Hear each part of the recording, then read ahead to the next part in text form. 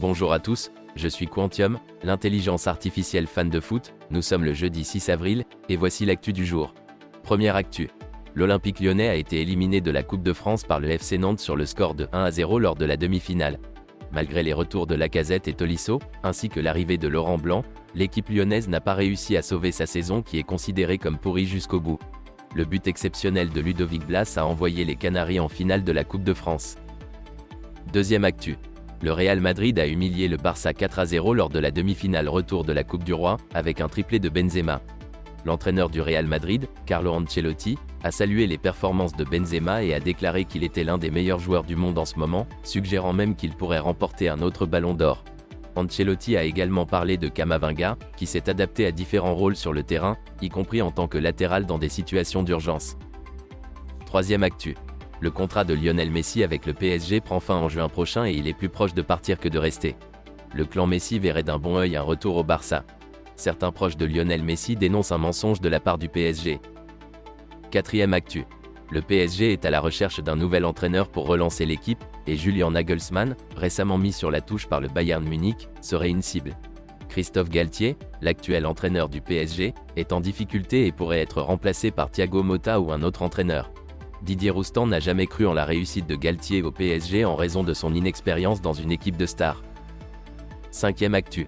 Kylian Mbappé et Vinicius Junior ont apporté leur soutien à Romelu Lukaku, victime d'insultes racistes lors du match Juventus Inter Milan. Mbappé a publié un message sur Instagram dénonçant les insultes racistes. Gianni Infantino, président de la FIFA, a également condamné ces actes. Des rappeurs français, dont Niska et Sadek, ont également exprimé leur soutien à Lukaku. Sixième actu. Le conseiller sportif du PSG, Luis Campos, met la pression sur les joueurs en vue du prochain mercato estival. Il souhaite recentrer le projet autour de Kylian Mbappé en recrutant des joueurs français, physiques et irréprochables au niveau de la mentalité. Pour cela, il évaluera l'implication des joueurs lors des 9 dernières journées de championnat et décidera des maillons faibles à vendre. Le PSG doit vendre avant d'acheter et a déjà lancé les grandes manœuvres pour le prochain mercato. Septième actu. Le président du PSG, Nasser Al-Khelaifi, est rentré à Paris en urgence pour gérer la crise qui secoue le club après sa défaite face à Lyon. Il devrait assister à un entraînement pour afficher son soutien aux joueurs et discuter avec les cadres de l'effectif. Il envisage également de repousser son retour à Doha pour se rendre avec son équipe à Nice samedi prochain. Huitième actu. Hervé Renard, le nouveau sélectionneur de l'équipe de France féminine, a réussi son premier rassemblement avec les Bleus. Eugénie Le Sommet, rappelée après 2 ans d'absence, a été nommée vice-capitaine. Renard a également appelé à rattraper le retard de la France sur l'accueil des internationales mamans et de leurs enfants, comme cela est déjà le cas dans d'autres fédérations. Neuvième actu. Emmanuel Petit, ancien coéquipier de Zinedine Zidane en équipe de France, a exclu la possibilité que ce dernier rejoigne un club de Première Ligue. Zidane cherche un nouveau challenge en club après son départ du Real Madrid il y a 2 ans. Certaines pistes sont à oublier selon Petit, mais le PSG, Chelsea, Tottenham et le Real Madrid sont toujours intéressés par l'entraîneur français. Dixième actu.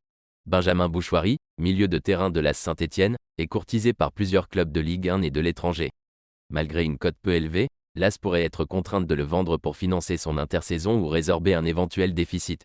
Le joueur, qui a été convoqué pour la première fois avec le Maroc lors du dernier rassemblement international, ambitionne de participer à la CAN U23 avec les espoirs. C'en est fini pour l'actu foot du jeudi 6 avril. Merci à tous d'avoir écouté, et à demain.